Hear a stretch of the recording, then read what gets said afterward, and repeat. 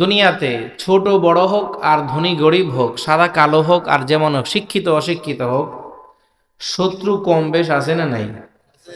শত্রু বুঝেন তো? শত্রু মানুষের দুনিয়াতে কম বেশ আছে না নাই?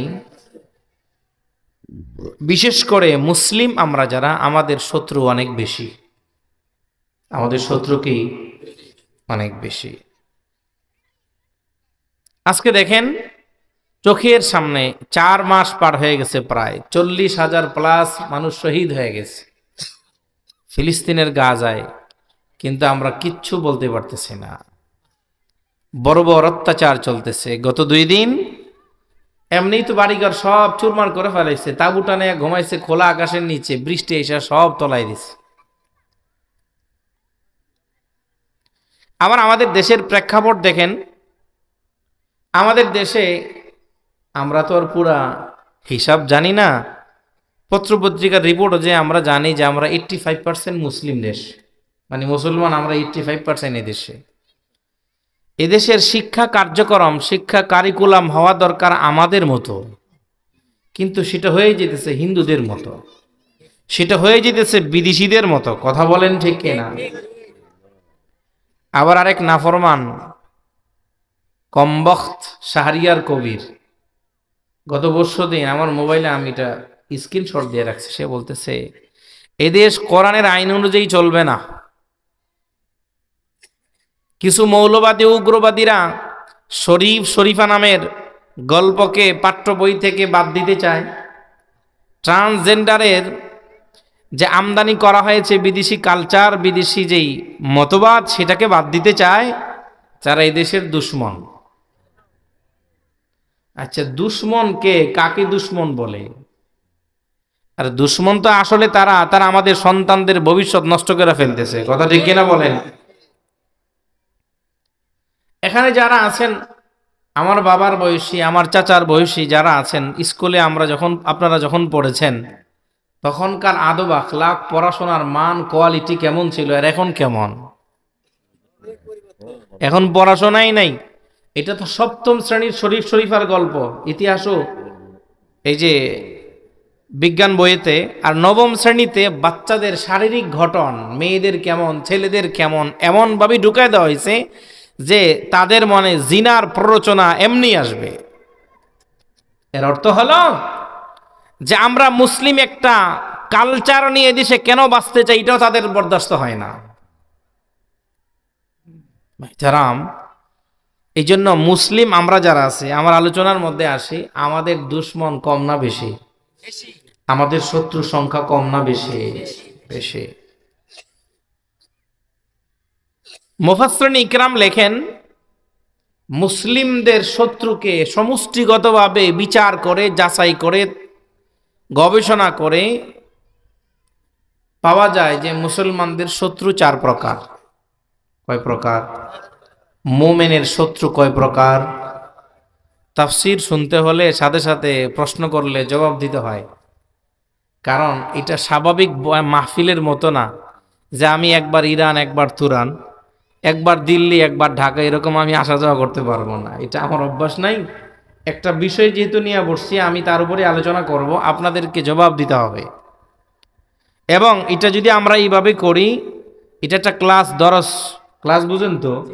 এটা কোরআনের ক্লাস। এখন নবীজি বলেন, এখানে যদি আমি আপনি আমলের নিয়তে বসতে পারি, তাহলে প্রত্যেকটা মুহূর্ত থানভী রহমতুল্লাহ আলাইহির মালফুজাতের মধ্যে আসছে, আমি আপনি এখানে যতক্ষণ বসে শুনবো আমলের নিয়তে এবং এটাকে ক্লাস মনে করব, নবীজির এক হাদিস বলে 60 রাকাত নফল নামাজ পড়ার চাইতে উত্তম।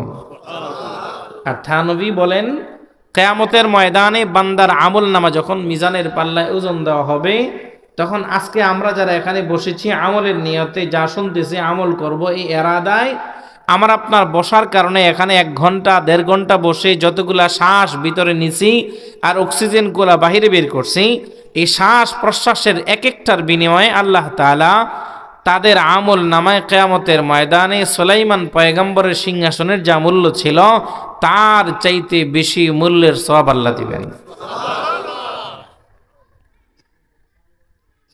এই জন্য আলামা ইকরাম বলেন যে মুমিনের শত্রু সমষ্টিগতভাবে 4 প্রকার। কয় প্রকার? সবক শুরু এখান থেকে, আমি জিজ্ঞেস করব মাঝে মাঝে। 4 প্রকারের শত্রুকে আরবি একটা শব্দ দিয়ে একসাথে বলা যায়, শব্দটার নাম দুশমন। শব্দটার নাম কি? দুশমন। দুশমন লিখতে আরবি হরফ 4টা দরকার হয়। কয়টা? 4টা। প্রথম হরফের নাম দাল, দ্বিতীয় হরফের নাম শিন, তৃতীয় হরফের নাম মিম, চতুর্থ হরফের নাম নুন। এবার বলেন সমষ্টিগতভাবে মুমিনের দুশমন কয় প্রকার? আবার বলেন কয় প্রকার? যে হরফ দিয়ে একসাথে সবগুলা বলা যায়, হরফ যেই বাক্য দিয়া বলা যায়, যে শব্দ দিয়া ব্যক্ত করা যায়, শব্দটার নাম দুশমন। শব্দটার নাম দুশমন। লিখতে কয়টা হরফ লাগে? প্রথম হরফ, প্রথম হরফ, দ্বিতীয় হরফ, তৃতীয় হরফ মিম, চতুর্থ হরফ নুন। এতটুকু মনে থাকবে? মাশাআল্লাহ। এবার দাল দিয়ে দুনিয়া, দাল দিয়ে দুনিয়া, বলেন দাল দিয়ে দুনিয়া। শিন দিয়ে শয়তান, শিন দিয়ে শয়তান। মিম দিয়ে মখলুক, মিম দিয়ে মখলুক। নুন দিয়া নফস, নুন দিয়ে নফস। কেউ যদি এই এই এই কথাগুলা, এই 4-5টা কথা মনে রাখে এবং সেটা মনে রেখে চলে, দুনিয়াতে কিচ্ছু লাগবো না আর। এত বেশি ওয়াজ নসিহত শোনারও দরকার হবে না। এটা সামনে রাখবে, ইবাদত করবে, আল্লাহর হুকুম পালন করবে, জান্নাতে চলে যাবে। সুবহানাল্লাহ। তাইলে আবার বলেন আমাদের মুমিনের শত্রু সমষ্টিগতভাবে কয় প্রকার? একটা শব্দ দিয়ে ব্যক্ত করা যায়, শব্দটার নাম। হরফ লাগে কয়টা? প্রথম হরফ দাল, দাল দিয়ে দুনিয়া। দ্বিতীয় হরফ শিন, শিন দিয়ে শয়তান। তৃতীয় হরফ মিম, মিম দিয়ে মখলুক। চতুর্থ হরফ নুন, নুন দিয়ে নফস। এতটুকু মনে থাকবে তো ইনশাআল্লাহ। এবার আমার তেলাওয়াতকৃত আয়াতে আল্লাহ প্রথম দুশমনের কথা বলতেছেন। وَضَرِبَ لَهُم مَّثَلَ الْحَيَاةِ الدُّنْيَا كَمَاءٍ أَنزَلْنَاهُ مِنَ السَّمَاءِ।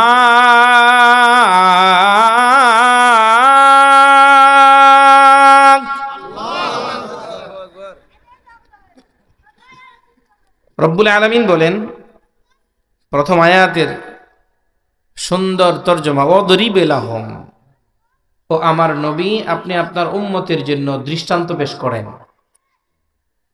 আল্লাহ কাকে বলতেছেন? তার রসুলকে বলতেছেন। ওয়াদরিব লাহুম, এবং আপনি দৃষ্টান্ত দেন, উদাহরণ দেন। লাহুম আইলি উম্মাতিকা, আপনার উম্মতের জন্য। মাসালাল হায়াতিদ দুনিয়া, দুনিয়ার জীবনের উদাহরণ, দুনিয়ার জীবনের সাদৃশ্য কেমন? কয় কামাইন, ওই পানির মতো। আনজালনাহু মিনাস সামা, যেই পানিকে আমি আসমান থেকে বর্ষণ করি, তথা বৃষ্টির পানির মতো।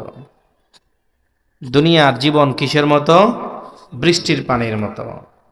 আল্লাহ তাআলা বলেন ফাখতালাত বিহি, বৃষ্টি যখন বর্ষণ হয় পানির সাথে মিলে, মাটির সাথে যখন পানি মিলে, ওটার সাথে মিলে নাবাতুল আরদি, জমিন থেকে তরু তাজা সবুজ শ্যামল উদ্ভিদ গজায়। গজায় না?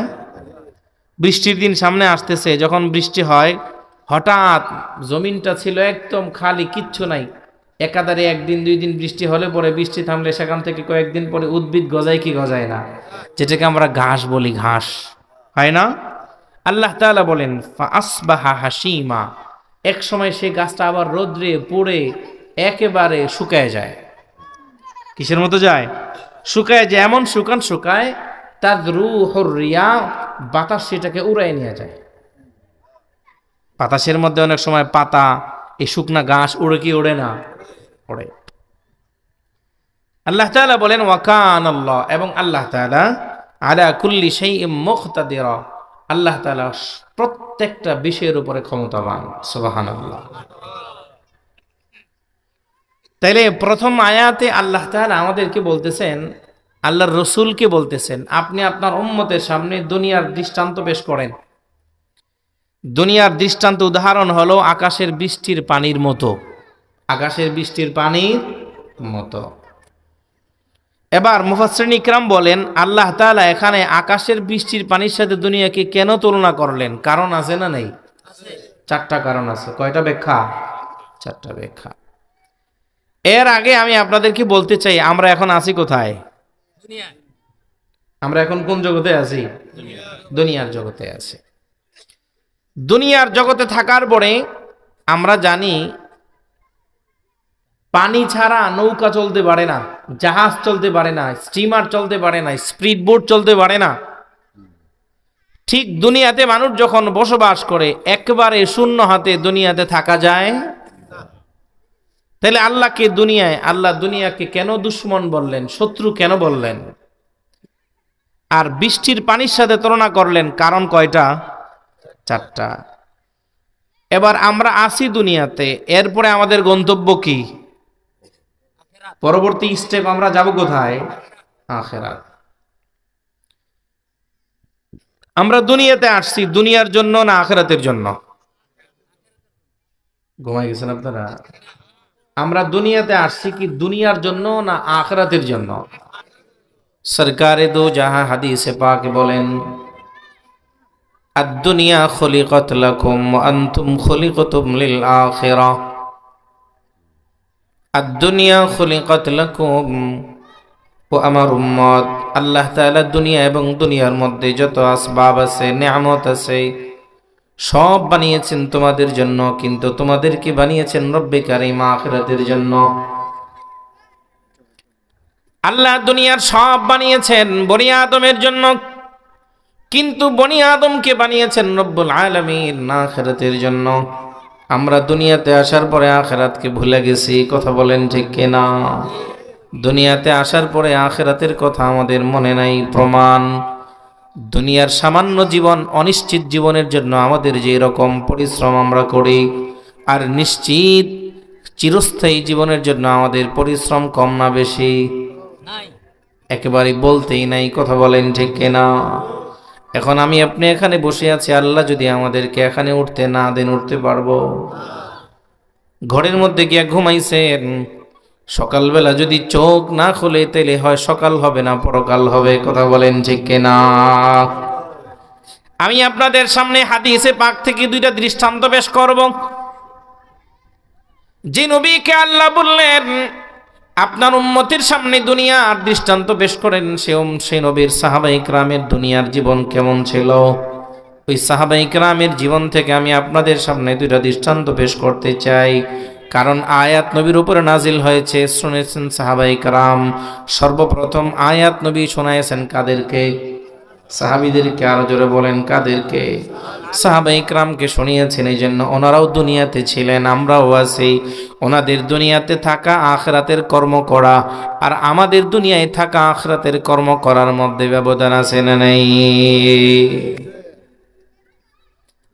এই জন্য মুসলমান ভাইরা আমার, বিশ্বনবী সরকার দু জাহার উপরে আল্লাহ তাআলা আয়াত নাজিল করার পরে বললেন আপনার উম্মতের জন্য দুনিয়ার দৃষ্টান্ত পেশ করেন। আল্লাহ তাআলা কেন বললেন দুনিয়া তোমাদের দুশ্মন? দুনিয়া বৃষ্টির পানির মতো, দুনিয়া আকাশের পানির মতো। কারণ কয়টা বললাম? চার কারণ। কয় কারণ? চার কারণ। মুফাসসিরিন ইকরাম এক নাম্বার কারণ মনে রাখেন কেন আল্লাহ বলছেন। এক নাম্বার কারণ, বৃষ্টির সময় কেউ যদি বাহিরে দাঁড়ায় থাকে তার দেহ শুকনা থাকবে না ভিজবে? তার দেহটা ভিজে যাবে।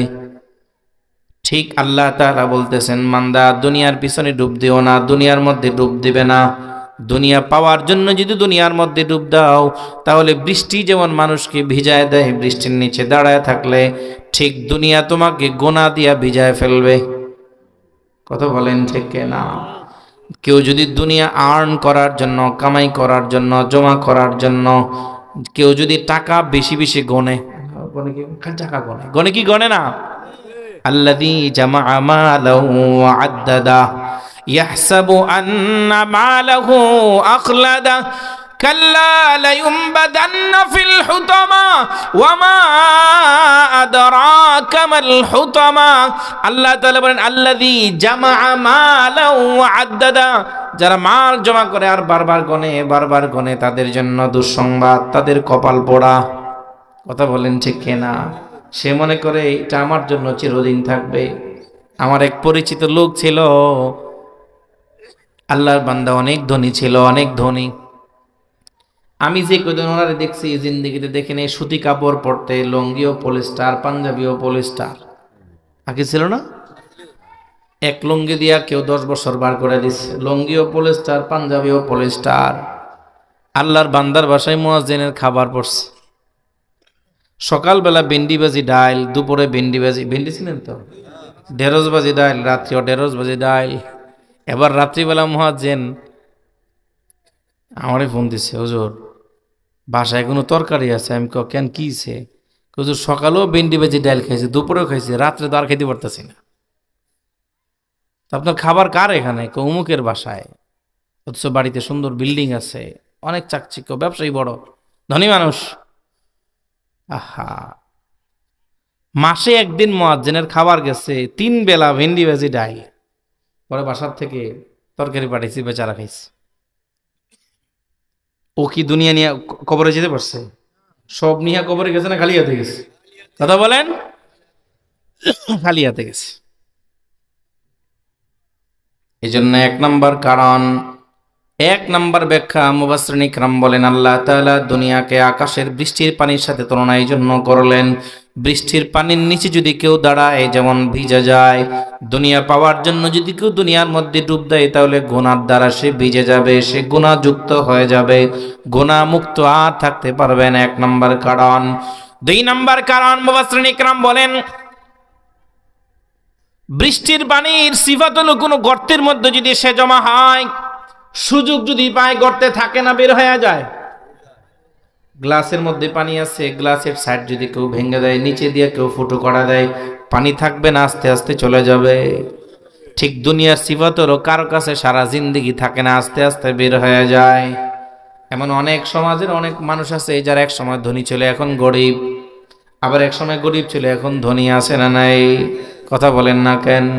জালে দুনিয়া চোয়ারু সা রাস্তা, জালে দুনিয়া চোয়ারু সা রাস্তা, দর্দ রোজে খাফিদি গর খাস্তাস, দর্দ রোজে খাফিদি গর খাস্তাস। শেখ সাদি রহমতুল্লাহ আলাই, ফরিদুদ্দিন আত্তার রহমতুল্লাহ ওনার বুস্তা, ওনার কিতাব পান্দেনামা কিতাবের মধ্যে লেখেন জালি দুনিয়া চোয়ারু সা রাস্তাস, দর্দ রোজে খাফিদি গর খাস্তাস। দুনিয়া আল্লাহর এক বুজুর্গ বান্দা দেখে দুনিয়া, পুরা দুনিয়াটা একটা নববধূর মতো সেজে গুজে বাসর করে বসে আছে স্বামীরা সায়। আল্লাহ সেই পেয়ারা বান্দা দুনিয়াকে লক্ষ্য করে বললেন, এই বোকা, এই মালউন, তোরে কত মানুষ বিবাহ করলো, তারপরও তুমি দুনিয়া কিভাবে কুমারী থাকো? দুনিয়া বলো, এই বুজুর্গ, না, আমার কেউ বিবাহ করতে পারে না, আমার সাথে কেউ মেলামেশা করতে পারে নাই, কারণ কেউ যদি আমাকে পাওয়ার একান্ত আশা করে আমি তাকে লাথি দিয়া কবরে পাঠিয়ে দিছি। এই জন্য আমি এখনো কুমারী, কিয়ামত পর্যন্ত কুমারী, কারণ কেউ আমাকে গ্রহণ করতে পারবে না সারা জীবনের। এই আছে, আমি এই নাই। কথা বলেন না কেন? কিছুদিন আসি, আমি তার হাত থেকে বের হয়ে আরেকজনের কাছে চলে যাই, যায় কি যায় না? 2 নম্বর কারণ, মুফাসসিরিন ইকরাম বলেন 2 নম্বর কারণ, পানির সিফাত হলো পানি যদি কোনো গর্তের মধ্যে থাকে, কোনো বলে থাকে, পাত্রে থাকে, ওইটা যদি কেউ ভেঙে দেয়, ওটা যদি কেউ বের হওয়ার জন্য পানিকে সুযোগ তৈরি করে দেয়, পানি থাকবে না, চলে যাবে, পানি চলে যায়। ঠিক এমনি ভাবে দুনিয়া আমার আপনার হাতের মধ্যে চিরজীবন থাকে না, সুযোগ পেলে আমার আপনার হাত থেকে দুনিয়া চলে যায়, যায় কি যায় না? অথচ আমরা সেই দুনিয়া পাইয়া দুনিয়াকে আমরা আসল জীবন মনে করে ফেলেছি। কথা বলেন ঠিক কিনা? আল্লাহ তাআলা কালামে পাকে বলেন, ওয়ামা হাদিহিল হায়াতুদ দুনিয়া ইল্লা লাহু ওয়া লাইব ওয়া ইন্নাদ দারাল আখিরাতা লাহিয়াল হায়াওয়ান লাউ কানু ইয়ালামুন।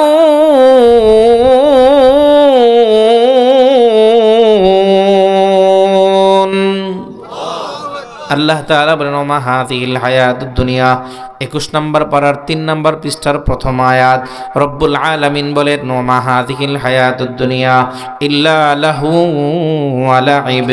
দুনিয়ার জীবন হলো খেলতামাশার জীবন।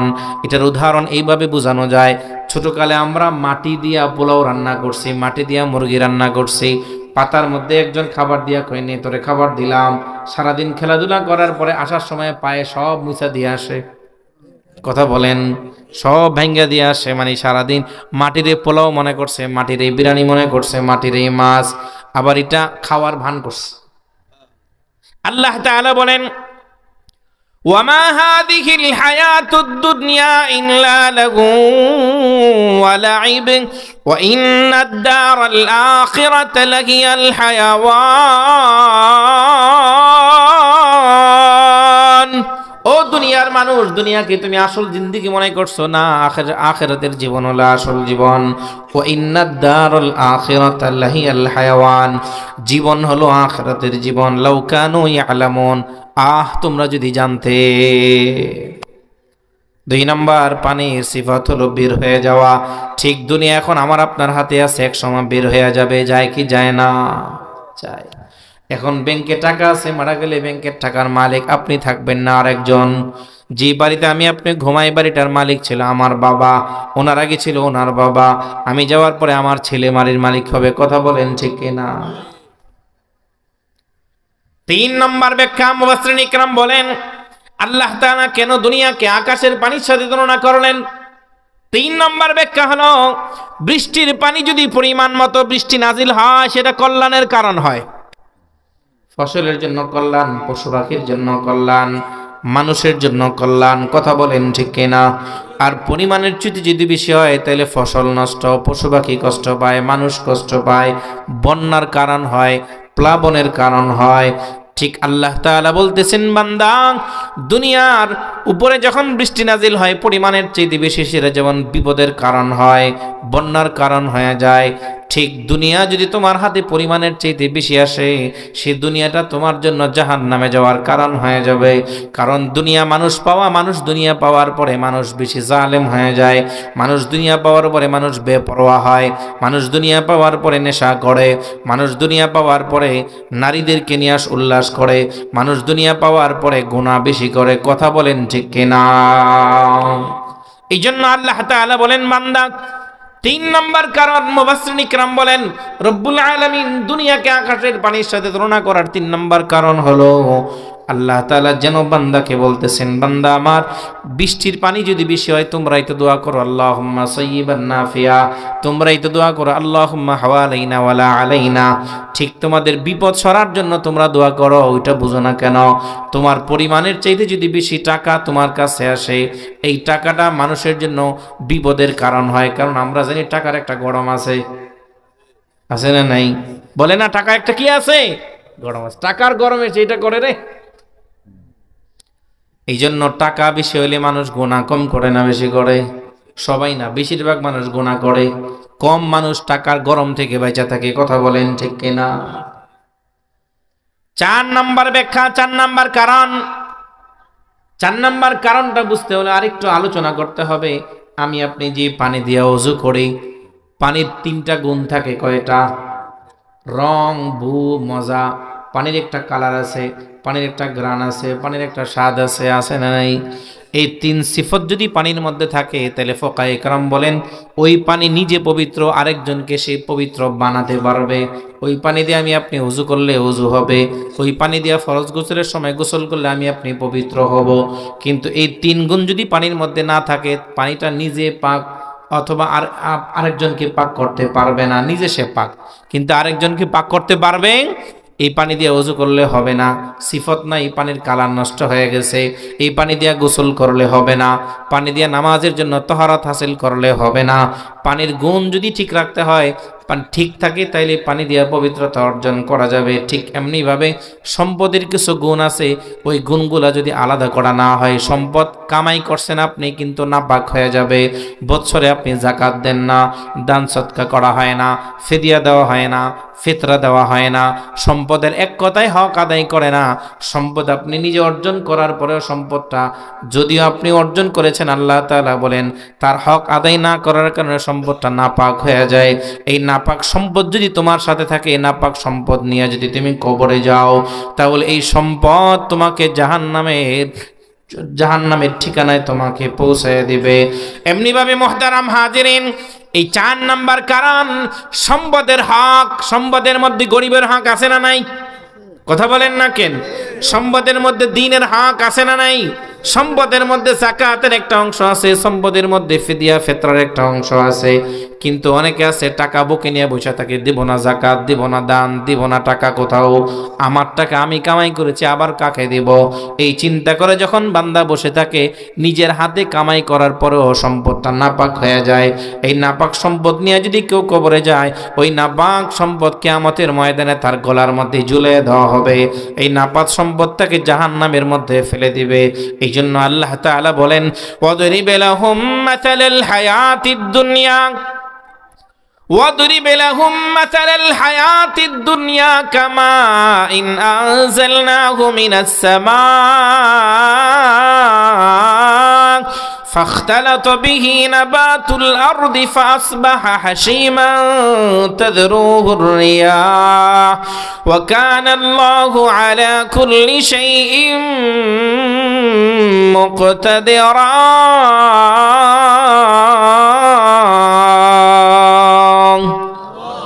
আল্লাহ তাআলা বলেন, আমার হাবিব আপনার উম্মতের সামনে দুনিয়ার দৃষ্টান্ত পেশ করেন।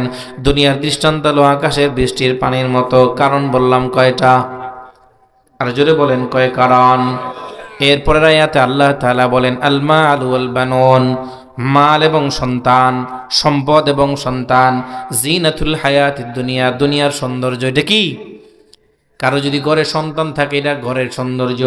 টাকা থাকলে এটা সৌন্দর্য। কথা বলেন ঠিক কিনা? টাকা থাকলে ঘর সুন্দর বানায়, গাড়ি একটা সুন্দর কেনে, সুন্দর পোশাক পরে। কথা বলেন না কেন? সম্পদ যদি থাকে তাহলে নিজেকে সুন্দর বানায়, আশপাশ সুন্দর হয়।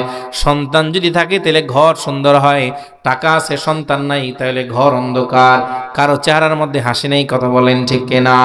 আল্লাহ তাআলা বলেন, আল মাল ওয়াল বানুন, সম্পদ এবং সন্তান, জিনাতুল হায়াতিদ দুনিয়া, দুনিয়ার জীবনের সৌন্দর্য।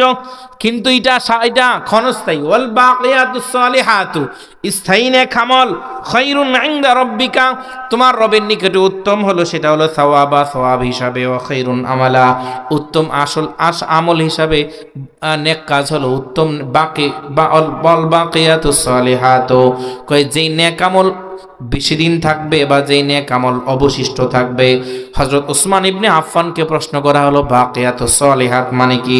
তিনি বলছেন, বাকিয়াত সালিহাত হলো সুবহানাল্লাহ ওয়ালহামদুলিল্লাহ ওয়ালা ইলাহা ইল্লাল্লাহু আল্লাহু আকবার লা হাওলা ওয়ালা কুওয়াতা ইল্লা বিল্লাহ। পড়েন আমার সাথে, সুবহানাল্লাহ ওয়ালহামদুলিল্লাহ আল্লাহু আকবার লা হাওলা ওয়ালা কুওয়াতা ইল্লা বিল্লাহ। হযরত উসমান ইবনে আফফান বলেন, এই আমলগুলা, তাসবিহগুলা যদি কেউ পাঠ করে, মানে সুবহানাল্লাহ অর্থ কি? আল্লাহ অতি পবিত্র, আল্লাহ অতি। সুবহানাল্লাহ আলহামদুলিল্লাহ সমস্ত প্রশংসা কার? আল্লাহু আকবার সবচেয়ে বড় কে? লা হাওলা ওয়ালা কুওয়াতা ইল্লা বিল্লাহ, আল্লাহ তাআলার উপরে কোনো শক্তি নাই, সব কাজের মধ্যে আল্লাহ তাআলার শক্তি দরকার। এক কথায় আল্লাহ তাআলার সমস্ত ক্ষমতার আধার, সমস্ত ক্ষমতার অধিকারী আল্লাহ তাআলা। এই কথাগুলি যখন আল্লাহর কোনো বান্দা বলে, এই কথাগুলি যখন আল্লাহর কোনো বান্দা বলে, রব্বুল আলামিন বলেন, ওয়াল বাকিয়াতুস সালিহাতু খায়রুন ইনদা রাব্বিকা সাওয়াবান ওয়া খায়রুন আমালা। বান্দা কিয়ামতের ময়দানে তুমি আশা করবে আল্লাহ আমার জান্নাত হোক, তুমি আশা করবে আল্লাহ আমার অনেক নেক আমল হোক। তুমি যদি দুনিয়াতেই তাসবিহগুলা পাঠ করো, কিয়ামতের ময়দানে আমি আল্লাহ তাআলার কাছে জমা হিসাবে তোমার অনেক বড় আশা হইয়া তোমার সামনে নেক আমলগুলা জমা হবে। সুবহানাল্লাহ। তাহলে আমরা এই তাসবিহগুলা পাঠ করব তো ইনশাআল্লাহ। এরপরে আয়াতে আল্লাহ তাআলা বলেন, আমি খুব দ্রুত করতেছি, এরপরে আল্লাহ তাআলা বলেন উরিদু আলা রাব্বিকা সাফা, আল্লাহ তাআলা বলেন এবং তোমাদেরকে আমার সামনে মানে তোমাদের রবের সামনে সারিবদ্ধভাবে দাঁড় করানো হবে। আমরা আল্লাহর সামনে কেমনে দাঁড়াবো? সারি মানে সিরিয়াল ধরে দাঁড়াবো, লাইন ধরে, মানে কোন উল্টাপাল্টা দাঁড়ানো যাবে? দুনিয়াতে যদি এমপি সাহেব বলেন লাইন ধরে দাঁড়ান, 1 লাখ টাকার চেক দেওয়া হবে, দাঁড়াবো কি দাঁড়াবো না? কোনো আওয়াজ নেই, চুপচাপ লাইনে দাঁড়াবে, যাবে, টাকা নিয়ে যাবে। আল্লাহ তাআলা বলেন কিয়ামতের ময়দানে তোমাদেরকে লাইন ধরে দাঁড় করানো হবে। লাকাদ জিতুমুনা, আল্লাহ তাআলা বলবেন তোমরা ফিরে আসো আমার কাছে, কামা খালাকনাকুম, যেমন আমি তোমাদেরকে সৃষ্টি করেছি, আউয়ালা মাররা, প্রথমবার। বাল জামতুম, তোমরা মনে করতে, আল্লাহ না জাআলা লাকুম মাওয়াইদা, আমি আল্লাহ তোমাদের জন্য প্রতিশ্রুতি দিন রাখবো না, আমি আল্লাহ তাআলা তোমাদের জন্য কোনো প্রতিশ্রুতি রাখবো না। কিন্তু শুনে রাখো, মনে রাখো, কিয়ামতের ময়দানে তুমি যেতেই থাকো না কেন, যে আমল করো না কেন, যেভাবেই চলো না কেন, আমি আল্লাহ তাআলার সামনে সিরিয়াল ধরে লাইন ধরে দাঁড়াতে হবে। এরপর আয়াত রব্বুল আলামিন বলেন বউদিয়াল কিতাব, লাইন ধরে দাঁড়ানোর পরে আল্লাহ তাআলা বলেন আমল নামা দেওয়া হবে, হাতে নাও। কি দিবে? কথা বলেন, কি দিবে? রেজাল্ট, পরীক্ষার মার্কশিট। স্যাররা কি বলে, নে তোর মার্কশিটটা নিয়ে যা, মানে কত নাম্বার, কোন বিষয়ে কত নাম্বার পেয়েছিস, দেয় কি দেয় না? স্কুল থেকে মার্কশিট দিয়া, এখানে স্কুলের সিল চাপ্পর থাকে, নে এটা তোর মার্কশিট, বাংলায় এত, ইংরেজিতে এত, বিজ্ঞানে এত, ম্যাথে এত। কথা বলেন ঠিক কিনা? আল্লাহ তাআলা বলেন ওয়াউদিয়াল কিতাব, খুব ভালো করে বুঝেন, শেষ আয়াত, কথা শেষ। আমি আপনি দুনিয়াতে ইবাদত করি, মাহফিল শুনি, তাবলীগ করি, দান করি, মাদ্রাসা করি, মসজিদ করি, সংসারের সময় দেই, আমি আপনি হজ করি, উমরা করি, যা কিছু করি, দাঁড়িয়ে রাখি, টুপি পরি, নামাজ পড়ি, সব কিছু করি কিসের আশায়? আল্লাহ তাআলার কাছে ভালো একটা ফলাফল পেয়ে জান্নাতে যাব। কথা বলেন ঠিক কিনা? আমার রেজাল্ট ভালো হবে। কি ভালো হবে? আমরা এখন পরীক্ষার হলে আছি। কোথায় আছি? দুনিয়া এটা কি? আরো জোরে বলেন কি? পরীক্ষা। আমরা পরীক্ষার্থী। আমরা কি? আমরা মরণ পর্যন্ত পরীক্ষার্থী। এবং পরীক্ষা দিলাম, রেজাল্ট কি আল্লাহ দিবেন না হাতে? তো রেজাল্ট যে আসবে সব কি ভালো আসবে? স্কুলের সব পোলাপান কি পাস করে না কিছু ফেল করে? কিয়ামতের ময়দানে ফেল করবে বেশি, পাস করবে কম। কথা বলেন না কেন? ফেল করবে বেশি, পাস করবে কম। মুহতারাম মুসলমান ভাইরা আমার, আল্লাহ তাআলা বলেন ওয়াউদিয়াল কিতাব, কিতাব দেওয়া হবে, প্রদান করা হবে। ফাতারাল মুজরিমিন, ফাতারা, অতঃপর দেখবে, আল মুজরিমিন, যারা অপরাধী, তাকাবে, মুশফিকিন, আতঙ্কিত অবস্থায়, আতঙ্কিত হয়ে, মিম্মা ফিহি, যা তার আমলনামার মধ্যে আছে, তাকায় দেখবে রাত 2টা 3 মিনিট 10 সেকেন্ডে আমি অমুকের বাড়ির ডাব গাছ থেকে ডাব চুরি করে খাইছি, এটা লেখা আছে। কথা কন নাকে? আমার রাত 3টা 3:30 মিনিট 3:30টায় অমুকের বাগানের কি বলে পেয়ারা গাছ থেকে 10টা পেয়ারাকে নিয়ে আসছিলাম, না বইলা, ওইটাও লেখা আছে। কথা বলেন না কে? আমি রাত 3টার সময় আমার রুমের মধ্যে দরজা লাগায় অনলাইনে অনেক খারাপ কিছু দেখছি, সেটাও লেখা আছে।